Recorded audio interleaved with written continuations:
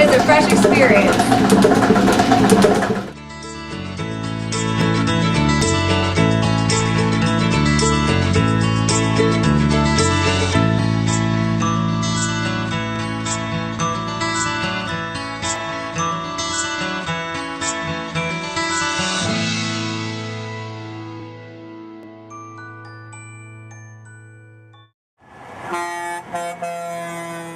We're here in Connersville, Indiana, where we're going to be visiting the Jacobs Brichford farm and cheese plant.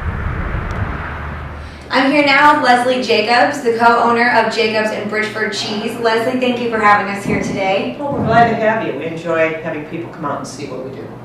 Why don't you start by telling us a little bit about the history of the farm? Oh, I'd be glad to. So this farm has been in my husband's family for almost 200 years. Matthew came to the farm and started doing dairy farming about 18 to 20 years ago. We embarked on actual cheese making in June of 2012, so we're just in our second year. It's pretty new. Yeah. And we make 3 varieties of cheeses. Okay. We make a Marabella, which is a 60-day aged cheese. It's a washed rind cheese.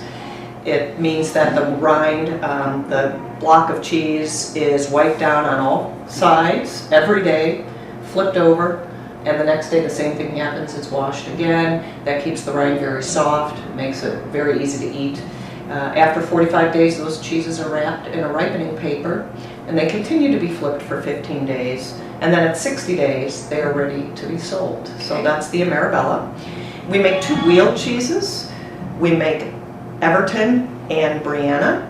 The Everton is both are Alpine style cheeses ranging from 20 to 25 pounds. The wheeled cheeses are semi-firm or firm cheeses, and they have less of the culture range as the Marabella does. And the Everton has been compared to a Gruyere style cheese, so it has a sharpness to it. It's a very firm cheese. It does great in all kinds of cooking and applications that you would use a Gruyere. The other cheese is Brianna, and it is a semi-firm cheese. It has a lot of terroir, a lot of earthy flavor to it. People have described that it's kind of got a nutty or mushroomy sort of flavor to it. And it's an excellent melting cheese. It also cooks very well. A lot of people use it in Italian style cooking. We're here with Matt Brichford, the co-owner and head cheesemaker at Jacobs Brichford. Now I understand that you were a farmer, so what made you want to become a cheesemaker? Well, I've been a farmer all my adult life, or actually since I was 17.